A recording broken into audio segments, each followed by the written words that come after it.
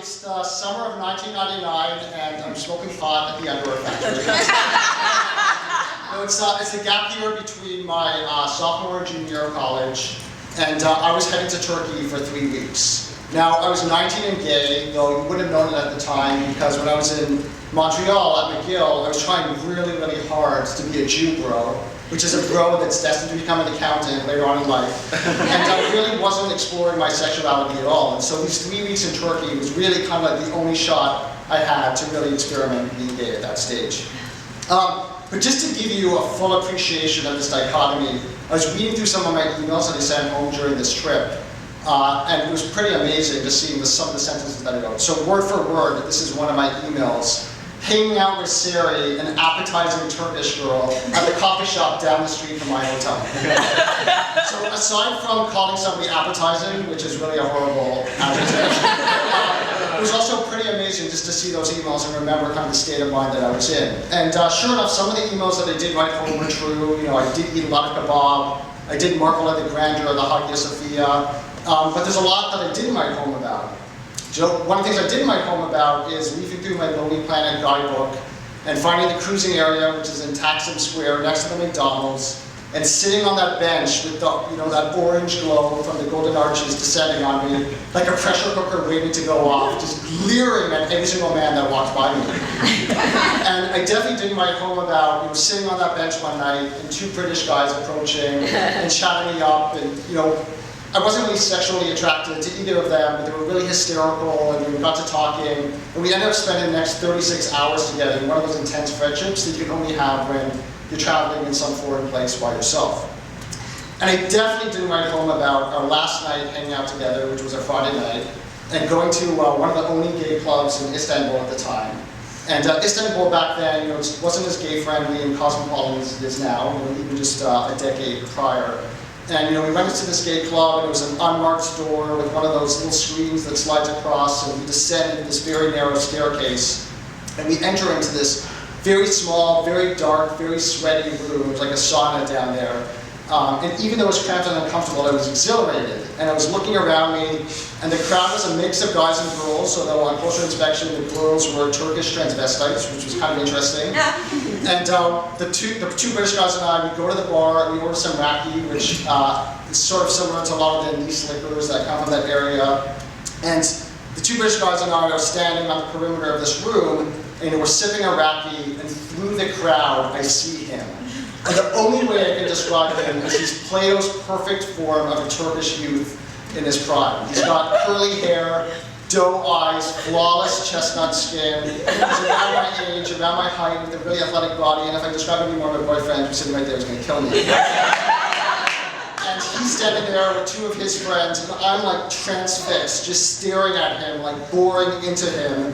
And he sort of sees me looking at him, and he very poignantly returns my stare and then looks at one of the females who's really a Turkish transvestite next to him. I'm staring at him, he stares at me and stares at this girl. And I go to one of the British guys who's standing next to me, and I was like, what's going on? And the British guy goes, he's not gay. And I said, what do you mean he's not gay? I mean, this is a gay club. Everybody here should be gay. And he goes, well, actually, in Turkey, it's really expensive to have a girlfriend. You've got to take them out for dinner, buy them flowers, and you do this for many years before you eventually get married, and only then can you have sex, and maybe you're getting it once a week. So these Turkish guys go to these gay bars and do the next best thing, which is to have sex with these transvestites. So I'm devastated, my heart just deflates, like this guy is perfection, other than my new perfection. So I'm just, sipping my raki, kind of really bummed out, and just getting drunker and drunker. And at some point of the evening, I notice that this guy is standing right next to me. And so I kind of look at him, and he looks at me and smiles. And then one of his friends starts talking to one of the British guys who I'm with. One of the British guys just spoke a little bit of Turkish. And they're chatting, and the British guy pulls me aside, and they say, this guy that you were transfixed with before, he's not a hustler like a lot of the guys in this bar, but he will go home with you for the right price. So I look over, and this guy is working with his 2 friends, and talking really fast in Turkish, and they're looking in my direction. And I'm imagining kind of if this was a cartoon, the speech bubbles coming out of them. I'm picturing them saying, one of his friends saying, just go home with him. He's a Canadian, he probably has some money, young, not disgusting looking, like a lot of the octogenarians who are like looking to red boys in this bar. Just go home with him, pretend he's a girl, you know, and just, it'll be fine. Or maybe they're saying, you know, just go home with him, club him over the head, and steal his wallet. So it was one or the other, but I was feeling invincible at the time. I was pretty drunk. And you know, this guy comes and he stands next to me and he starts stroking my hands. And so he's stroking my hands, and I'm like smiling at him, and he's kind of fake smiling at me. And I say, "What's your name?" And he spoke no English, not even that, be able to answer that question. And so we're kind of just like looking at each other, and I turn to one of the British guys and I say, "I'm not really going to do this." And the British guy goes, "Why not? Like, who knows you here?" And you know, he was right. I was looking in this cramped room, and nobody knew me here. And somehow or another, the two of us end up leaving this bar together. Me and this Turkish guy, I'm so nervous, my heart is thumping in my chest. And we leave the bar, and shortly, like just a little bit down the street, there's this really, really cheap Fleabag Turkish hotel. And we go in, and I'm so nervous, but fortunately, like the night concierge with this Turkish transvestite herself, and she was kind of swatting at us, and I paid $10, whatever it was. And we go into one of those old elevators with the grills that close across, and we take the elevator up to this room, and we go in, and this room is like the most hideous hotel room you've ever seen in your life. You know, like stained sheets on this single iron bed that belonged to a Russian orphanage, and like one white wall dangling nakedly from the ceiling. It's way too quiet, very, very quiet, except for some like muffled dogs yelping on the street.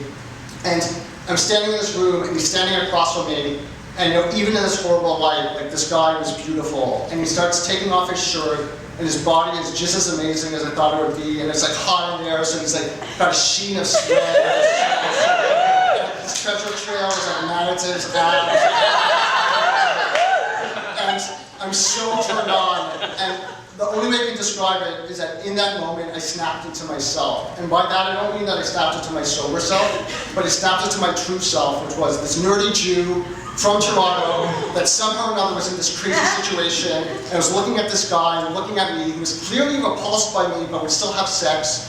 And I kind of knew that the only reason why I had gotten there was because I put myself into this horrible cage, and honestly I was going to die in there. And I felt sad, but more than that, I felt deeply, deeply ashamed. And I turned to the guy and I said, "I'm sorry, I'm so sorry," even though he didn't speak any fucking English or didn't expect me. And I just run out of the room, down the stairwells, I didn't even bother to take the elevator, out into the night, back to my hotel. The next day, I took a bus out of Istanbul, and I didn't return the emails of the two British guys who sent me their farewell goodbyes. At the end of the summer, I came out to my mom.